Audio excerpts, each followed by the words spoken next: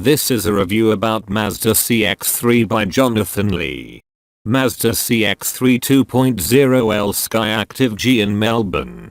The story of the B-segment crossover market over the past 5 years has been fascinating, to say the least. Manufacturers have long presaged the arrival of small, pseudo-rugged hatchbacks, as marketers combine the popular Supermini and crossover to create what they think is the perfect product.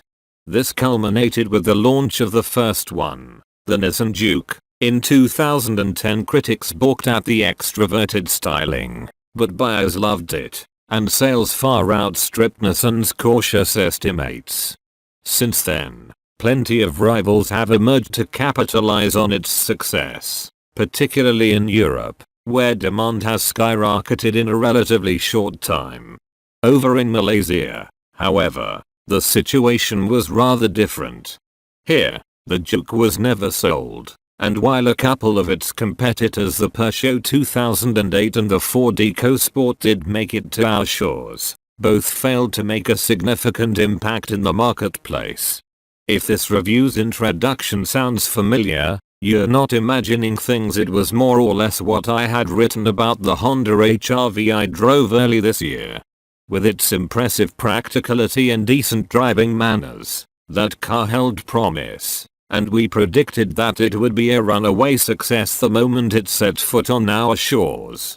And it was, amassing an astonishing 18,027 bookings and selling 7,374 units as of July this year. Just 5 months after going on sale, with the waiting list stretching half a year at one point.